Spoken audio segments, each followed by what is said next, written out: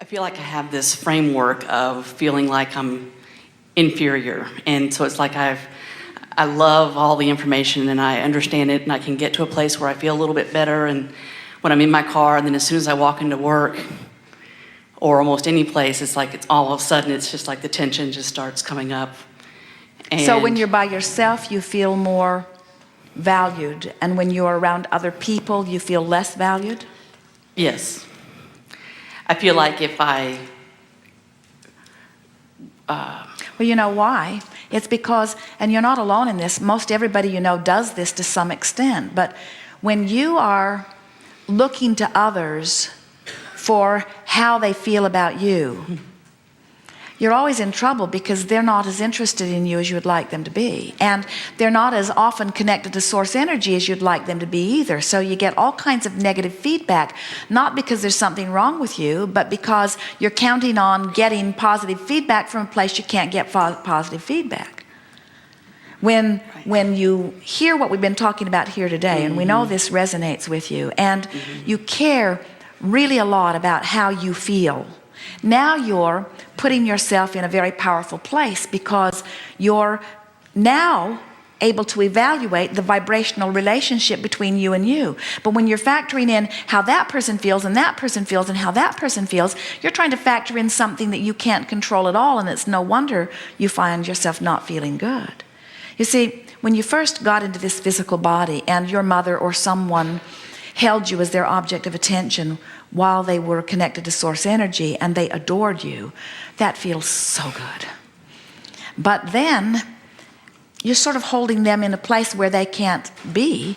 You say, you have to stay in that place of appreciation and you have to keep holding me as your object of attention. Well, first of all, they're not going to stay in that place of connection all the time. No one does, really. And they're not going to hold you as their only object of attention. So the thing that you've been counting on can't be. And so right away, you start feeling a little inferior. Another thing that happens, and we can really feel this happen to you, you want so much, you are an uplifter to the very core of your being. And you want people to be happy when they're around you. And you took it upon yourself to be the factor that makes them feel good. You tried your very best to be the way you thought you needed to be so that they could feel good. And you were pleasing to them a good deal of the time, but you couldn't do enough to maintain their happiness. So you began to feel early on in your life like a failure because they sort of made you feel like you were responsible for their happiness, but you couldn't make them happy, you see. So now you have to give all that up. We say, there's nothing we want more for any of you than to hear you say and really mean it, I don't give a rip what anybody else thinks. I just want to be in connection with who I am, because when you're in connection with who you are, then you're of value to everyone who crosses your path. But if you are not feeling good about who you are in the way your inner being does, then you don't have anything to give the others anyway, you see. When I was reading the first book and when I got to that line about where your inner being adores you, it was just like this rush of love that I don't know that I'd ever really felt that deeply. And what you said, of course you know, was just describing my relationship with my mom, who passed in July, and now I've been able to have received more information and come closer to her now than I think I've ever was able to be when she was here in physical, which is a really neat experience that this has kind of evolved. And well, your attention to her from the perspective that you hold of her now in her pure positive energy place will guide you to greater connection with your own source. But don't replace your mother, even your dead mother, with your own connection to source. It's a good path to help you to rediscover that. But nothing is more valuable than for you to be aware. We've been talking about it all day, and we just must repeat it again. That vibrational relationship between how I feel and how I really feel. In other words, that's everything. And so as you care so much about the way you feel that you're able, for example, let's say that you get out of your car and you walk into your place of work. Now give us a description of what you meant, how right away you feel less good than you did. What do you mean? What happens? let's see, well, my office mate, she's a really dynamic person that everybody really likes and looks up to, but she has a real strong, very controlling kind of personality, and it's not in a bad way. I don't think anybody looks at it as a bad way, but even in her recognizing that I'm much more of a submissive personality,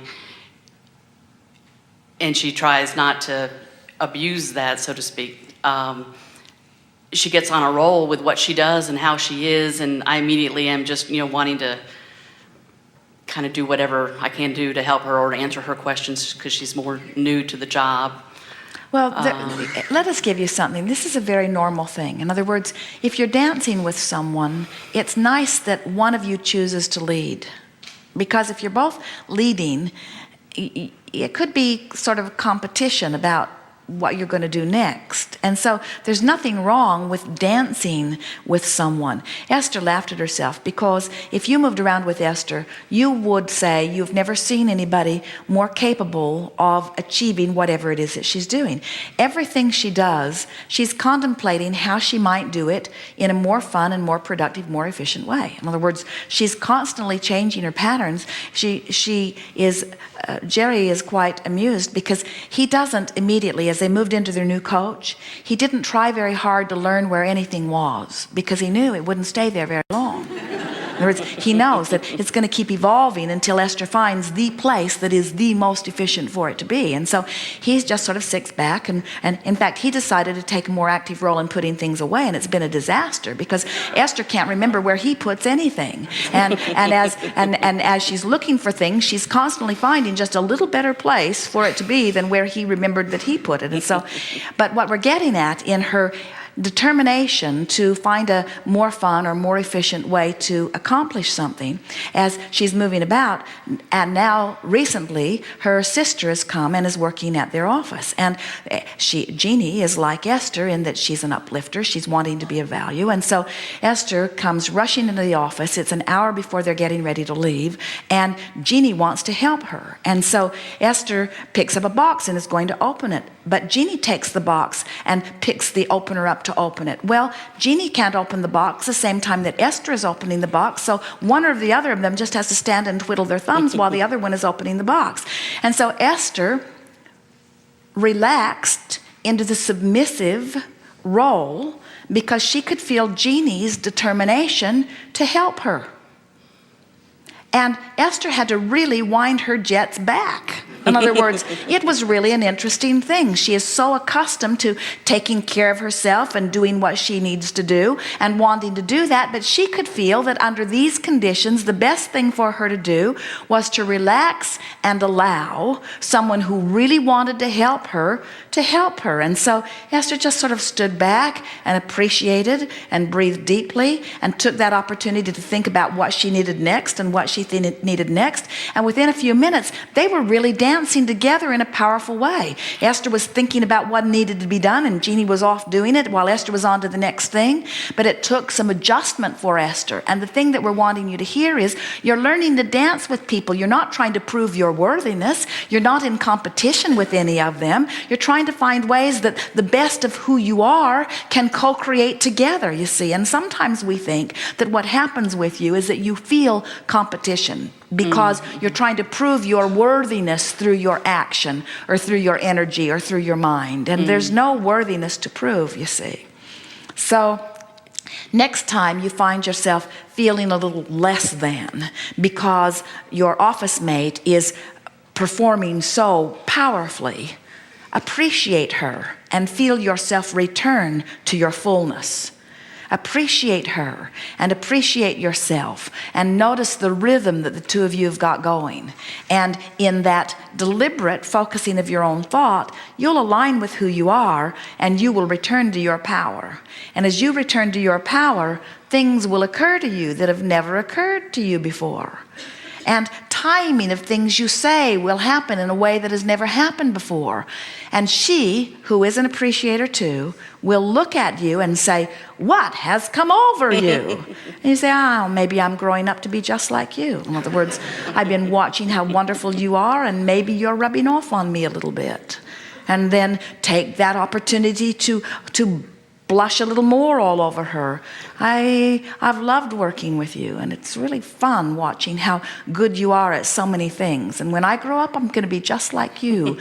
Flatter her with those words that you don't really mean all completely.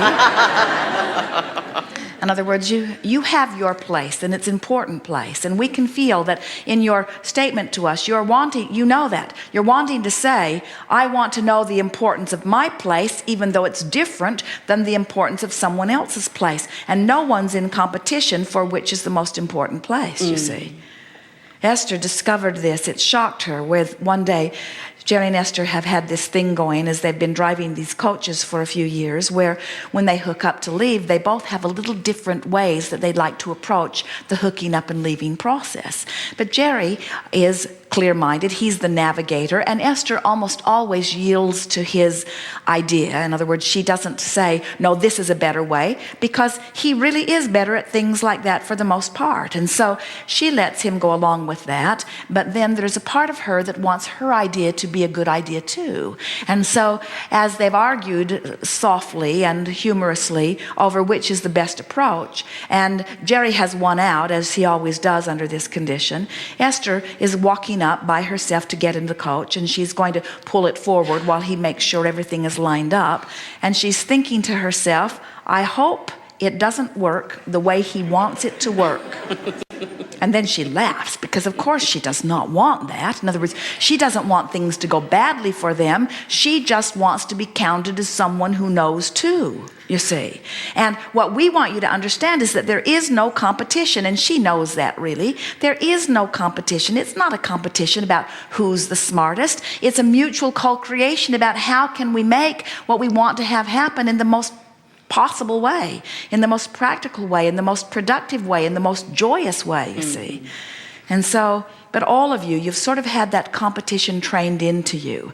And we think it's because instead of being aware of the vibrational relationship between where you are and who you really are, tending to how you feel, you've been using so many outside factors to determine the appropriateness of your action that sometimes you've lost your place along the way. And anyone who feels competition with anyone is someone who certainly has lost their place in that, because you, from your non-physical state of being, know that there is no competition. You know that the resources are infinite, and that your environment will produce your new desire, and that the infinite resources that are expanding because of your new desire will flow forth to assist you. There is no competition whatsoever.